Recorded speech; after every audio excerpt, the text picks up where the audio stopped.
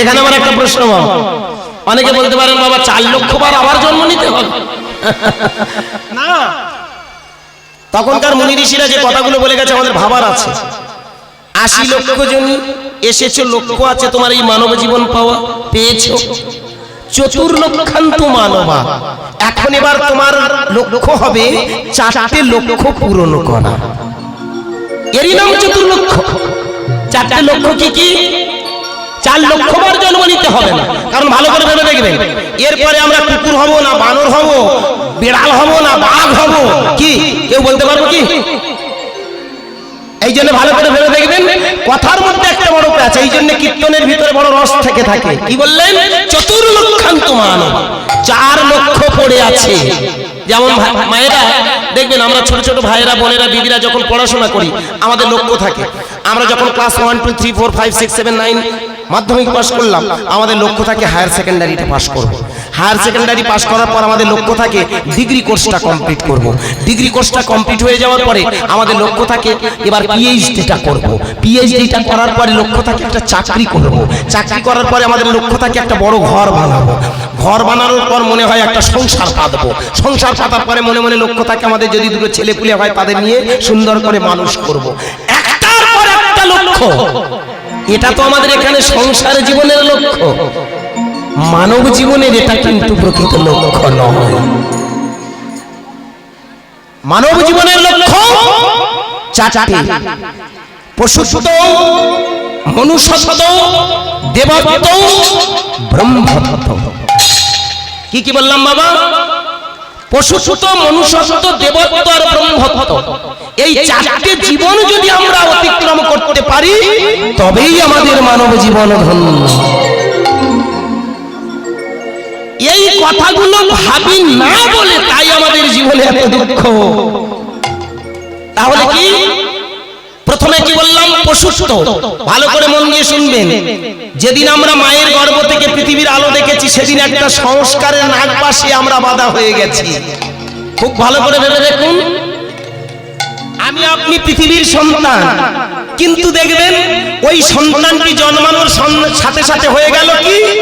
গরিবের সন্তান, নতুবা ধনীর সন্তান, নতুবা মুসলমানের সন্তান, নতুবা খ্রিস্টানের সন্তান, নতুবা হিন্দুর সন্তান। দেখেছেন ভালো করে লক্ষ্য করে? আমাদের ভিতরে একটা সংস্কারের আস্তরণ পড়ে গেল, একটা গণ্ডিবদ্ধের মধ্যে আমরা আবদ্ধ হয়ে গেলাম। কালের বিবর্তন ধরে ধরে আমরা যখন একটু বড় হলাম আমাদের মধ্যে একটু একটু করে পশুত্বটা আরো বেশি চড়াও হতে শুরু করলো। আমি হিন্দু, আমি মুসলমান, আমি খ্রিস্টান, আমি জৈন, আমি ধনী, আমি গরিব, আমি উঁচু, আমি নিচু। ভালো করে ভাববেন, এই ভিতরে সংস্কারগুলো যখন আমাদের বেশি করে মাথা চাড়া দিল, পশুত্বটা তত আস্তে আস্তে বৃদ্ধি হলো। যখনই এইগুলো বৃদ্ধি হচ্ছে আস্তে আস্তে লক্ষ্য করে দেখুন আমরা একে অপরকে আর ভালোবাসতে পারলাম না। একই পৃথিবীর সন্তান, একই পৃথিবীর বুকে জন্মেছি, অথচ আমি আপনি দুজনে এক হতে পারছি না। হিন্দু কোন মুসলমানকে কোলে টেনে নিতে পারছে না, মুসলমান কোন হিন্দুকে ভালোবাসছে না, হিন্দু খ্রিস্টানকে ভালোবাসছে না, খ্রিস্টান হিন্দুকে ভালোবাসছে না, ধনী গরিবকে ভালোবাসছে না, গরিব ধনীকে ভালোবাসতে পারছে না। তিল তিল করে আমাদের ভিতরে পশুত্বগুলো মাথা চাড়া দিল। নদিয়ার চাঁদনী মাই 500 বছর আগে নবদ্বীপের মাটিতে জন্মগ্রহণ করে 1486 খ্রিস্টাব্দে 18 ফেব্রুয়ারি নবদ্বীপের মাটিতে জন্মালো। জন্মগ্রহণ করে ওই দিন একটা পাওয়ার নিয়ে এসে তার ভিতরে যে একটা সক্রিয় দেবত্ব ছিল, সেই ডিভিনিটি, সেই দেবত্বটাকে সুন্দর করে আরো জাগালে। আর এই মানবিকতা বোধ, বিশ্ব ভাতৃত্ব বোধ, বিশ্ব চেতনা জাগিয়ে মানুষের দিকে তাকিয়ে দেখলেন কি এই পৃথিবীতে যদি এত হানাহানি হয়, এত মারামারি হয়, কাটাকাটি হয়, বর্ণবিদ্বেষ, জাতিবিদ্বেষ, বর্ণ বৈষম্য, ভেদাভেদ হয়, তাহলে মানুষ শান্তি পাবে কেমন করে? কারণ ভালো করে যদি আমরা ভেবে দেখি মায়েরা, বাবা এটা দুদিনের পৃথিবী, দুদিন নয়। আজ আমরা এখানে এসেছি, কাল আমরা এখানে থাকতে পারবো এমন কোনো গ্যারান্টি আছে গো? আজ আপনি হরিবাসরে গান শুনতে এসেছেন, কাল আপনি আবার হরিবাসরে আসতে পারবেন এমন কোনো গ্যারান্টি আছে?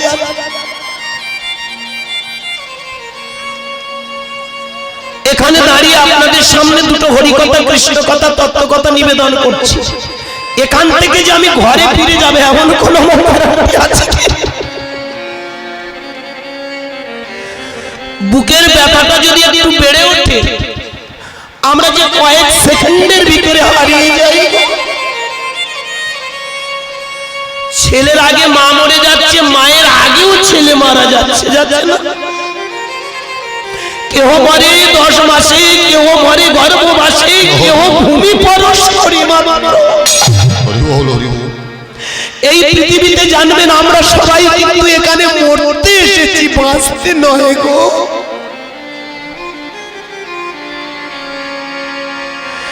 নদিয়ার চাঁদ নিমাই ভিতরে চৈতন্যটা জাগ্রত করে, প্রথমে নাম ছিল নিমাই, যেদিন ভিতরের চৈতন্যটা জাগ্রত করল তার নাম হয়েছিল চৈতন্য মহাপ্রভু।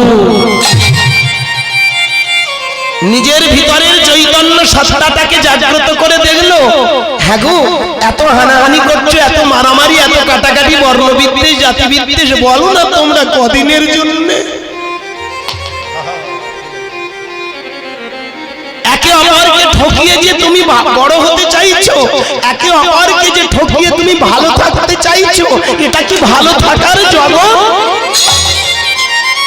স্রষ্টা যদি মনে করে তোমাকে 1 সেকেন্ডে হরিবোল করে দেবে,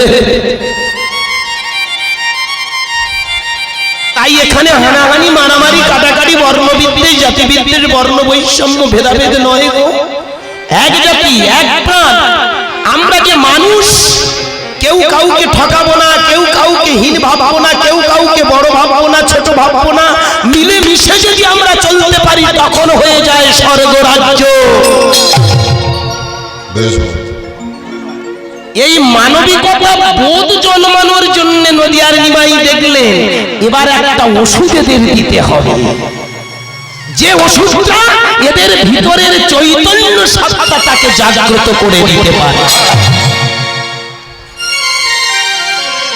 যেমন মায়েরা আছে, কোন মানুষকে যখন একটা অপারেশন করা হয়, সেই অপারেশন করার আগের মুহূর্ত তাকে সেন্সলেস করা হয় না? কেন করা হয়? যাতে ওই মানুষটা যে কাটাকুটিটা হচ্ছে, কাটাকুটিটা যাতে না সে কষ্ট পায়, দেখতে পায়। তারপরে যখন দেখবেন কর্ম ক্লিয়ার হয়ে গেল, সবকিছু হয়ে গেল, অপারেশন যখন সাকসেস হয়ে যায়, তারপরে দেখবেন তাড়াতাড়ি করে তার সেন্স ফিরিয়ে আনার জন্য ওষুধটা দেয়া হয়, যাতে করে ও তাড়াতাড়ি আবার সেই চেতনায় ফিরে আসে। নদিয়ার নিমাই যে হরিনামটা দিয়ে গেছে, ভালো করে ভেবে দেখবেন, ওই মরে গেলে স্বর্গ নয়, উপরে যে স্বর্গ আছে সেই স্বর্গে আমরা উঠে যাব। হরিনাম করলে ভগবান কৃষ্ণ এসে আমাদের সামনে দাঁড়াবে, বাঁশি বাজাবে, দুটো মিষ্টি 10 টাকা দামে দুটো রসগোল্লা এনে গালে গুঁজে দিয়ে বলবে, তুই অনেক কীর্তন করেছিস, এইবার আমার কাছে আয়, বুকে জড়িয়ে ধরবে। এ ধারণা ভুল। নিমাই চেয়েছিল মানুষের ভিতরে চেতনা তৈরি হোক, আর এই চেতনাটা যেদিন সবার ভিতরে জাগবে, এই সমাজ, সংসার, রাষ্ট্র, পৃথিবীটা সুন্দর হবে। এই সুন্দর সমাজটা যেদিন তৈরি হবে, এর নাম হলো স্বর্গ। কি বাবা, স্বর্গ বলে আলাদা কিছু নেই। নিমাই তাই চাইলো, আস্তে, নিমাই তাই চাইলো যেন তেন প্রকারের মানুষের ভিতরে চেতনা তৈরি করতে হবে। মানুষের মনে যে অবচেতন আছে, এখানে এসে সংস্কারের আবদ্ধ হয়ে, কুসংস্কারের আচ্ছাদনে আবৃত হয়ে এরা যে ভুল পথগামী হচ্ছে, যেন তেন প্রকারের ওই নামের নামই করাতে হবে। আমার কথা একটু বোঝা গেল? এই জন্য আমি যে কীর্তনটা গেয়ে যাচ্ছি খুব মন দিয়ে শুনবেন। এই কীর্তন করার মতো এখনকার দিনে বললাম আর কীর্তনিয়ার নেই। আমি নিজেকে বাহবা কুড়ানোর জন্য নয়, বাহাদুরি কেনার জন্য কথাটা বলছি না, কথাটা ভাববেন। যারা যত হরি নাম করেন কৃষ্ণ নাম করেন বলুন তো আপনি কৃষ্ণকে দেখেছেন? বলে হ্যাঁ বাবা, ঘুমের ঘরে একদিন দেখলাম কৃষ্ণ ঠাকুর এসে আমায় বলে খোকা বা খুকি তুই ভালো থাকবি, খুব ভালো থাকবি, এই নাম করে যা। যেই ঘুম ভেঙে গেল দেখি ছেঁড়া কাঁথায় শুয়ে আছে। হায়, ও শুয়ে শুয়ে তো অনেক স্বপ্ন দেখা যায়, কোটি টাকার স্বপ্ন দেখা যায়। রাগ করবেন না বাবা, কথাটা খুব ভালো করে মাইন্ড করবেন, কথাটা রিমার্ক করবেন। কি রকম? মানুষ যত বেশি হরিনাম করে তার ভিতরে তত চেতনা বৃদ্ধি হয়। এই চেতনা বৃদ্ধি হলে মানুষের ভিতরে যে পশুত্বটা থাকে, পশুত্বটা কেটে গিয়ে মনুষ্যত্বের আসনে নিয়ে যায়। এটাই হলো একটা জন্ম পাপ। মানুষ হয়ে যদি তোমার ভিতরে মনুষ্যত্ব না জাগাতে পারো তাহলে তুমি মানুষ কিসে? নিমাই চাঁদ তাই বললেন, এই যে চতুর্লক্ষান্ত মানবা মানে চারটে লক্ষ্য যে আছে, 4 লক্ষবার জন্ম নয়। Hair is end of life আছে, এখানেই তোমার শেষ জীবন, এটাই তোমার শেষ জন্ম। আর জন্ম পাবে কিনা সেটা পরে হবে, পরে ভাববে। এখন যেটা পেয়েছো সেটা কাজে লাগাও, আর এই মানব জীবন পেয়ে আগে পশুত্বটাকে হটাও। পশুত্ব হটাতে কি করতে হবে? নয়ন জল ফেলে গাও নাদ ব্রহ্ম সাউন্ড এনার্জি শব্দ ব্রহ্ম প্রণাম মন্ত্র ওম যুক্ত কৃষ্ণ নাম। কি বললাম? কৃষ্ণটা কি? খুব ভালো করে মন দিয়ে শুনবেন। কৃষ্ণ কি? আমরা বলি ভগবান। আরে ভগবানটা কি আগে জানতে হবে তো নাকি? যিনি দ্বাপর যুগের কৃষ্ণ ইনি তো নরনারায়ণ কৃষ্ণ। তাহলে আমার একটা প্রশ্নের উত্তর দিন তো বাবা। ব্রহ্মা সত্য যুগের মানুষ, মহেশ্বর সত্য যুগের মানুষ, নারদ সত্য যুগের মানুষ। সত্য যুগের মানুষ যে কৃষ্ণ নামটা করেছে সে কোন কৃষ্ণ? কোনদিন ভেবে দেখেছেন আপনারা? আজকের আপনাদের ভাববার জায়গায় দাঁড় করিয়ে দিয়েছি। আমার কীর্তন সবাই বুঝতে পারবে না, পা দুটো জড়িয়ে ধরে ক্ষমা করবেন, কিন্তু বোঝার যদি চেষ্টা করেন আপনার ভুল পাল্টে যাবে, কথা দিলাম। আই প্রমিস এখানে দাঁড়িয়ে অন দ্য স্টেজে উইথ ইন ক্যামেরার সামনে। কৃষ্ণ মানে শুধুমাত্র নন্দের বেটা কৃষ্ণ, নরনারায়ণ কৃষ্ণ নয়। এটার কথা পরে আসবো। আগে বলুন, ব্রহ্মা চতুর্মুখে গায়ে কৃষ্ণ নাম, পঞ্চমুখে পঞ্চানন গাহে হরি কৃষ্ণ নাম। বিনা যন্ত্র সহযোগে দেবর্ষি নারদ গাইছেন, সে কোন কৃষ্ণ? এটা কোনদিন ভেবে দেখেছি? অ্যাকচুয়ালি ভালো করে ভেবে দেখবেন, কৃষ্ণ কথাটার অর্থ হলো শূন্য চেতনা। আমাদের ভিতরে যেটা আছে সেটা হচ্ছে শূন্য চেতনার, কোনোদিন কেউ দেখতে পায় না। এই জন্য ভালো করে ভেবে দেখুন, কৃষ্ণ মানে গোলোক কৃষ্ণ, গো মানে পৃথিবী, লোক মানে ভালো করে ভেবে দেখুন এই বিশ্ব ব্রহ্মাণ্ডের যিনি পালক, বোঝা গেল? সেই গো বিশ্ব ব্রহ্মাণ্ডের শূন্য নিরাকার, কেউ কোনোদিন যাকে চোখে দেখতে পায় না, সেই হলো প্রকৃত কৃষ্ণ। এই জন্য যারা ভাগবত করেন, ভাগবতটা ভালো করে খুলবেন আর আমার কথাটা ভালো করে ভাববেন। এই যে এতগুলো মানুষ এসেছেন, ভালো করে আমার কথাটা ভেবে দেখবেন। আমাদের ভাগবতে একটা জায়গায় কি আছে জানো? ঈশ্বর আর ভগবান আলাদা, আবার ঈশ্বর আর ভগবান এক। ঈশ্বরটাকে আর ভগবানটাকে, ঈশ্বর এক বস্তু, ভগবান আলাদা বস্তু। আবার বললেন ঈশ্বর ভগবান এক বস্তু। এ কিরকম পাগলামির কথাবার্তা? জল আর বরফ, জল থেকেই বরফের জন্ম হচ্ছে না? আপনি জলটা নিয়ে আপনার ফ্রিজের ভিতরে রেখে দিন, ও মাগো ও আর জল থাকবে না।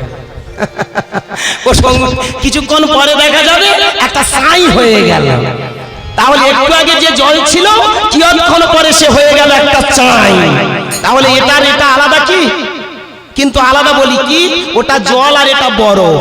ঠিক তেমন ঈশ্বর নিরাকার সচিদানন্দ ভগবান করুণাময়, ঈশ্বর ভাব মনস্ব ভগবান নররূপে হন অভুদয়। জয়